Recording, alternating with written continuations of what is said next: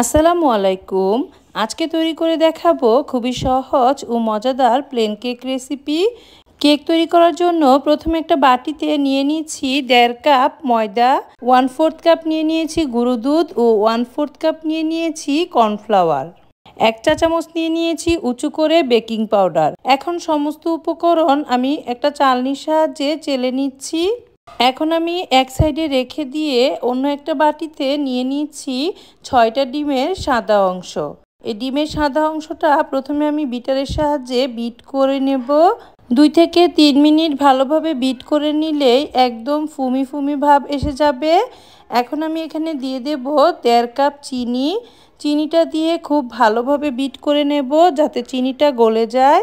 আপনারা চাইলে চিনিটা ব্লেন্ডারে গুঁড়ো করে দিতে পারেন, তা না হলে ভালোভাবে বিট করতে হবে। যদি চিনিটা ভালোভাবে না গলে যায় তাহলে কেকটা কাঁচা থাকতে পারে।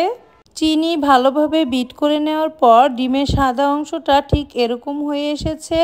এখন আমি দিয়ে দিচ্ছি 6টা ডিমের কুসুম। এখন আমি বিটারের সাহায্যে কুসুমটাকেও বিট করে নেব। খুব বেশি জোরে জোরে বিট করা যাবে না। কুসুমটা আমি খুবই স্লোভাবে বিট করে মিশিয়ে নিচ্ছি ডিমের সাদা অংশের সাথে। এখন আমি এখানে দিয়ে দেব 1 কাপ তেল। তেল দিয়ে এখন আমি খুবই হালকাভাবে বিটার দিয়ে মিশিয়ে নিচ্ছি।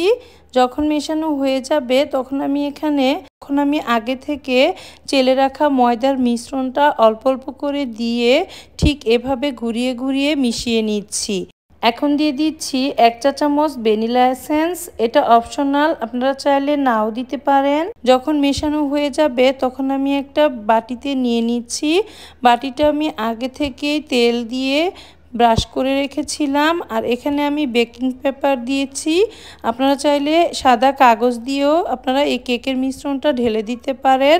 সম্পূর্ণ কেকের মিশ্রণটা যখন বাটিতে দেওয়া হয়ে যাবে, এখানে আমি কয়েকটা বাদাম কুচি করে রেখেছিলাম, সেটা 1 চামচ ময়দা দিয়ে ভালোভাবে মিশিয়ে আমি কেকের উপরে দিয়ে দিচ্ছি।